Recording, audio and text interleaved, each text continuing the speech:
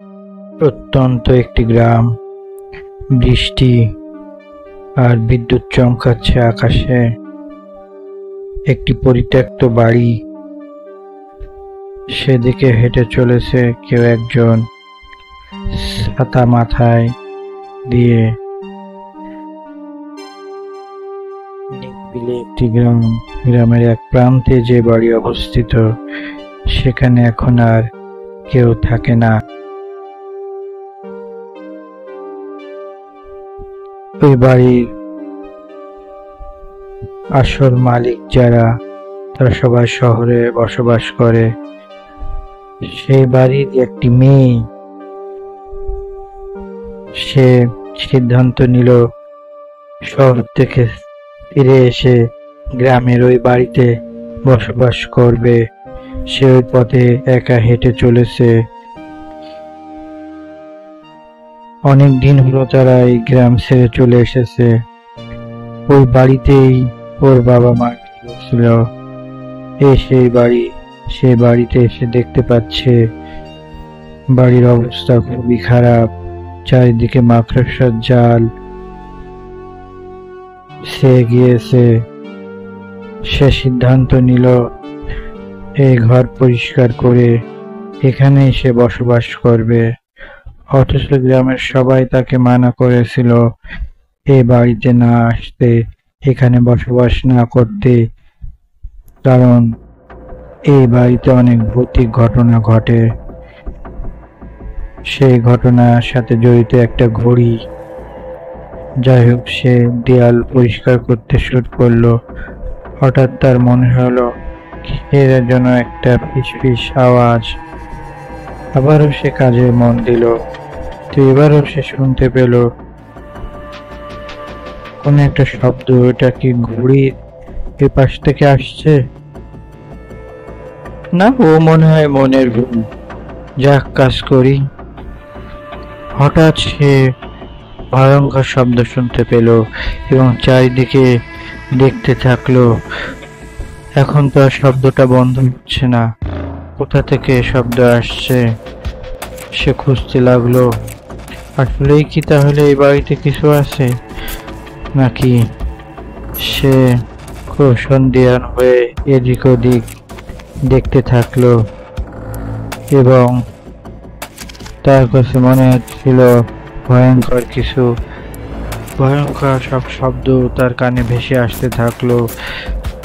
তার কান যেন বন্ধ হয়ে আসার উপক্রম। সে কানে হাত দিয়ে চিৎকার করতে থাকলো, কিন্তু ওই রাতে কেউ তাকে সাহায্য করতে এলো না। সে আসলেই ভুল করেছে, এখানে আসা উচিত হয়নি। এখন কি করা যায়?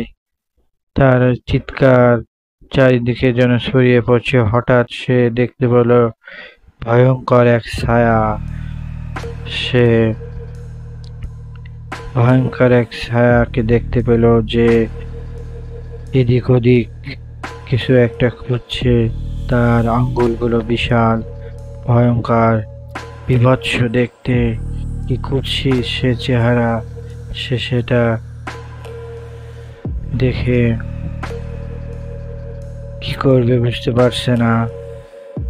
এবার আরেক দিকে দৃষ্টি দিয়ে দেখতে থাকলো কে ওই জিনিসটা, কিন্তু সে বুঝতে পারলো না পিছনে সেই জিনিসটি রয়েছে। সে সামনের দিকে দেখতে থাকে। একটা শব্দ, সেই অবাকের মুখ থেকে আসছে। সেই অবাকটার চোখ টকটকে লাল। সে ঘোরের মধ্যে পড়ে যায়। এরপরে আস্তে আস্তে সেও আক্রান্ত হয়ে পড়ে। তার চোখ অদ্ভুতভাবে পরিবর্তন হয়ে যায় এবং সে আস্তে আস্তে সেই অবাক দ্বারা অজেয় হয়ে পড়ে এবং তার স্মৃতিশক্তি আস্তে আস্তে লোপ করতে থাকে এবং সে মারা যায়। পরের দিন সকালে গ্রামবাসীরা এসে দরজায় নক করে, কিন্তু কোনো সাড়া মেলে না। আবারও তারা দরজায় নক করতে থাকে, কিন্তু ভিতর থেকে ওই মেয়েটার কোনো সাড়া আর আসে না। সেই সাড়া আর কোনোদিনও আসবে না, কোনোদিনও আসে। এক ভয়ঙ্কর দুঃখজনক ঘটনার শিকার হয় মেয়েটি। আর মেঝেতে পড়ে থাকা ঘড়িটি টিকটক টিকটক করে চলতে থাকে। এভাবেই হয়তোবা এই ঘরটা থেকে যাবে, আর কেউ আর ওই ঘরের দিকে যাবে না।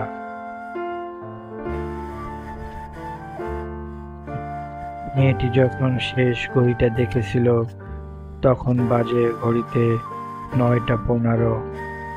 অদ্ভুত ব্যাপার হলো, তার বাবাও যখন মারা যায় তখন সেখানে বেজেছিল 9টা 15।